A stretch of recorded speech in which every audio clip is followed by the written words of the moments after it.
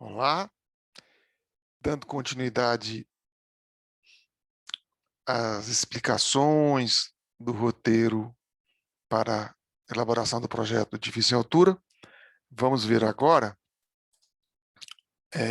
a parte de contraventamento. Como nós já frisamos várias vezes, essa é uma parte fundamental no edifício em altura, já que depende dele toda a estabilidade global da edificação. Então, nós já vimos essa parte da arquitetura, a definição básica, vimos o dimensionamento de vigas e pilares. Então, com esse dimensionamento, a gente tem condições de fazer a verificação do contraventamento. E vamos ver, então, agora, levando em conta os esforços de vento, que é uma maneira da gente garantir que o edifício fique estável ao vento, e também um modo de garantir que ele não vai ter deslocabilidades muito grandes e, com isso, vai ter os nós bastante fixos para garantir o comportamento da flambagem dos pilares. Então, isso que nós vamos ver agora. As próximas etapas serão vistas em breve. De novo, referência de estudo, esse de pórticos, quem não estudou com profundidade vai ter que dar uma olhada agora, era bom, mesmo porque rever essa foto fantástica da Lina Bobardi.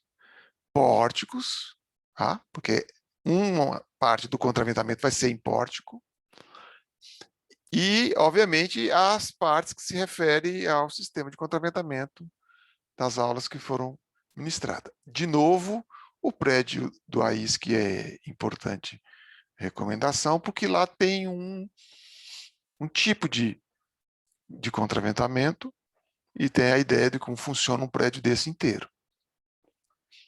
Queria sugerir também que deem uma folheada naquela bibliografia fornecida. Muito importante, dar uma olhada de novo no F-Tool. Quem não praticou agora não tem jeito. Vai precisar do F-Tool. Não tem como fazer o cálculo de um pórtico desse à mão. Não vale a pena, um tempo muito grande para aprender. A gente já tem uma ferramenta que serve para todas as estruturas. Vamos aprofundar com ela.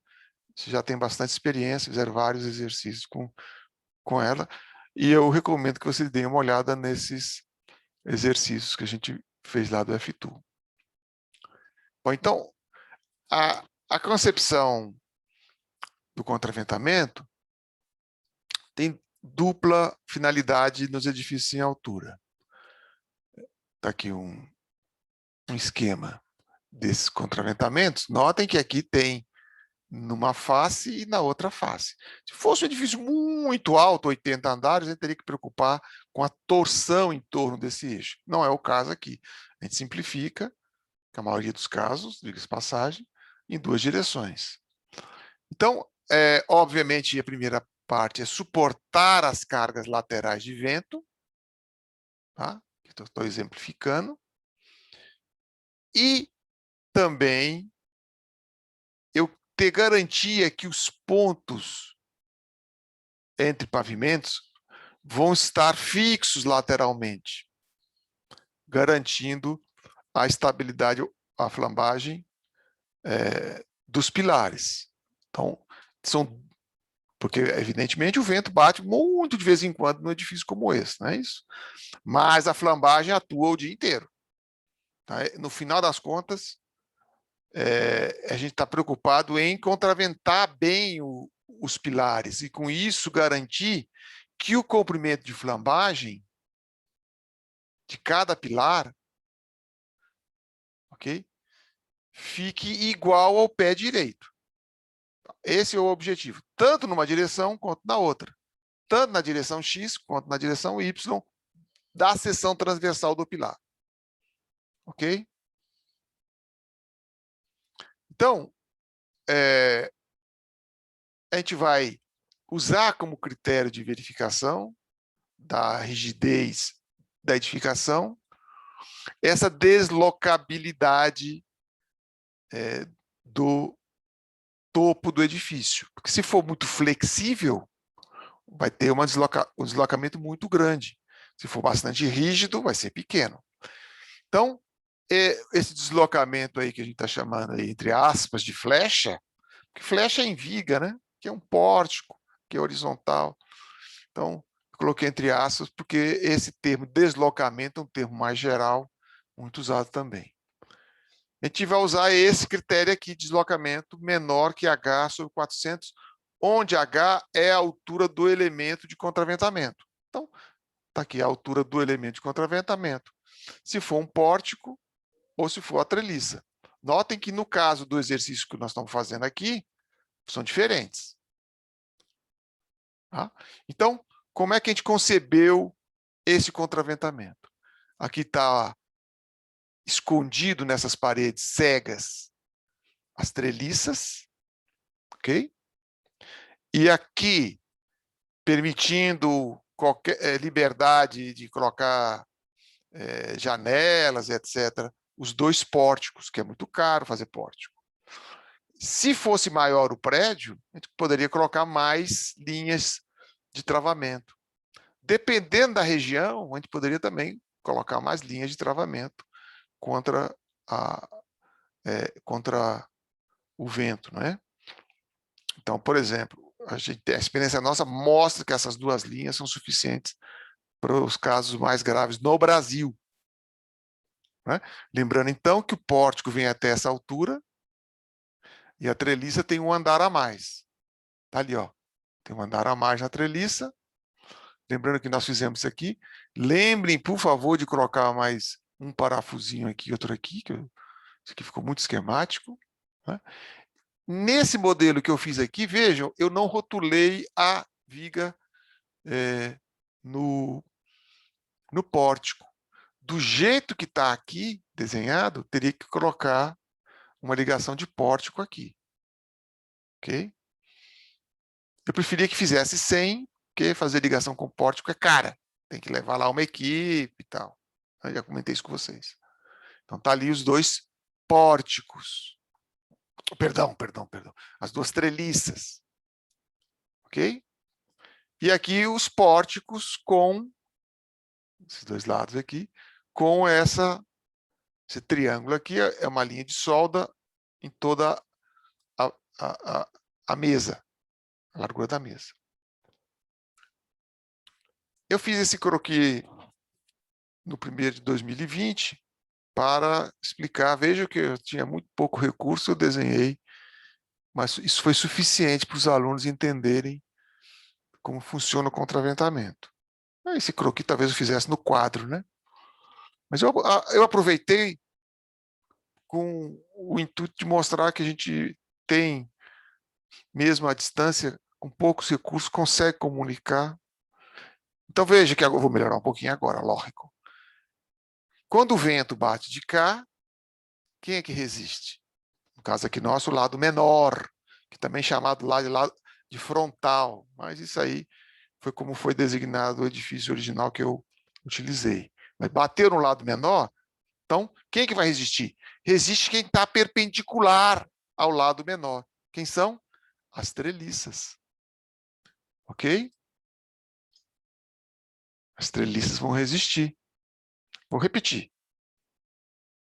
Então, está aqui, um croquis, aqui tem pórtico, lá no meio tem a treliça, lá no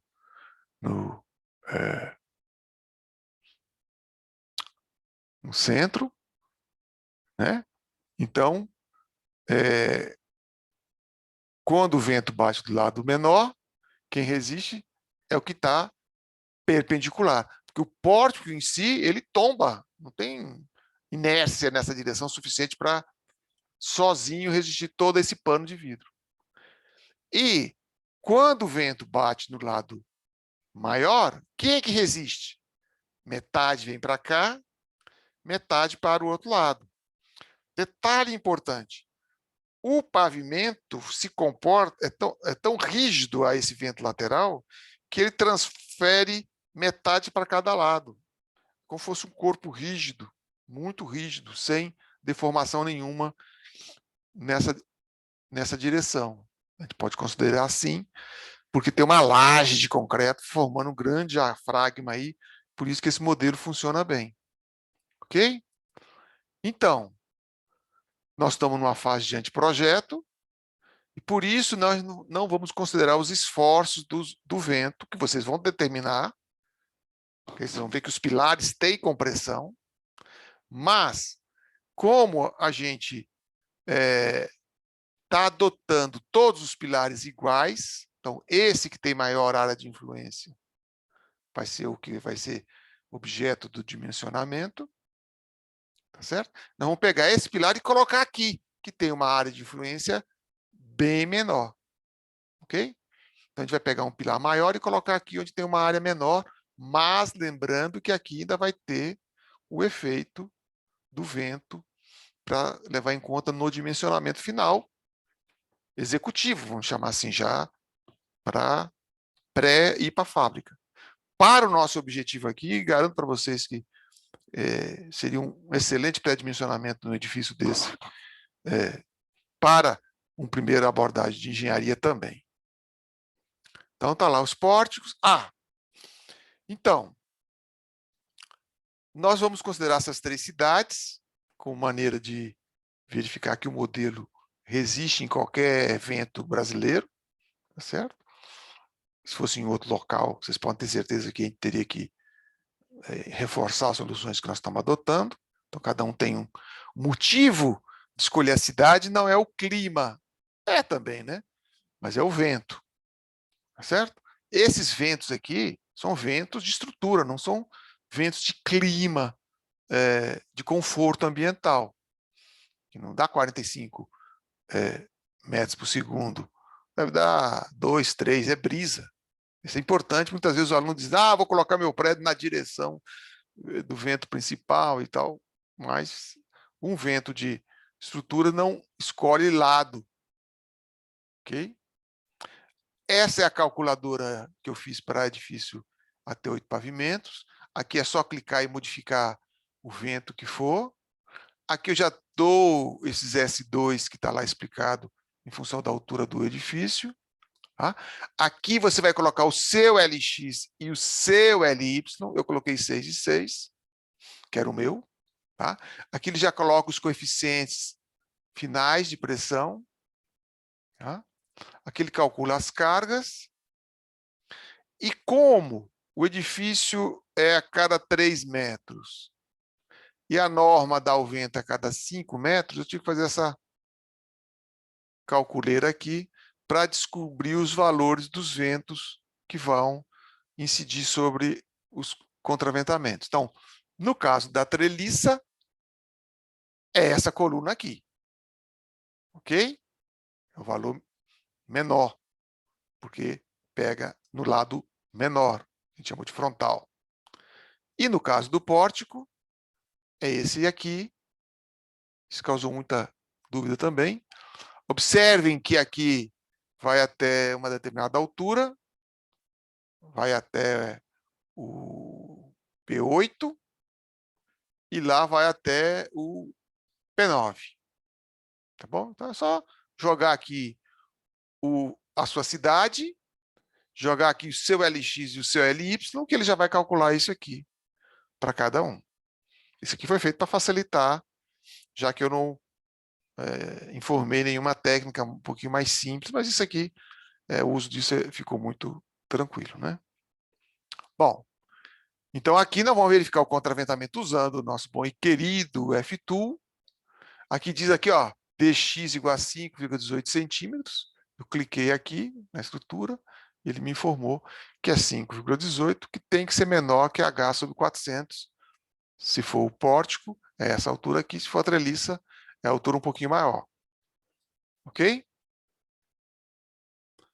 Bom, então, como resultado, o que a gente vai querer ver? No formato de memória de cálculo, essa calculadora de edifício em altura, de 8 pavimentos, o F-Tool, essas verificações, os esforços, para vocês perceberem que um pórtico tem os 3 esforços, tá certo? E que, no caso, teria que ser considerado no dimensionamento do pilar, vocês vão verificar que os pilares têm flexão e compressão, portanto, é flexão composta, tá certo? Mas isso já é um final aí do nosso projeto executivo, que não é o nosso objetivo aqui, ok? É fazer uma integração forte de um problema complexo de estruturas com arquitetura, tá bom? Todo o cálculo, nesse caso aqui, ficou claro que não vai ter uma conta feita à mão, a não ser H sobre 400, é verdade, tem uma conta feita à mão. Tá? E procure reduzir o número de slides na hora de compor a apresentação final, que vai ser objeto de uma aula da gente também. Ok? Então, essa parte é fundamental entender, porque tem que conseguir visualizar tridimensionalmente o comportamento do pilar, juntar essas partes de vento, que tem lá no Moodle, vão aprender bastante detalhado como é que foi feito o cálculo desses coeficientes todos, dessa análise de vento, que eu já dei pronta para vocês. No futuro, eu vou fazer uma simplificação dela para ficar mais fácil de fazer à mão. Ok? Então, essa etapa de verificação do contraventamento, a gente acha que com os dados que a gente deu aqui, corrigindo várias dúvidas que os alunos tiverem de outras vezes, para facilitar o trabalho de vocês. Mas primeiro estudem, depois para a prática.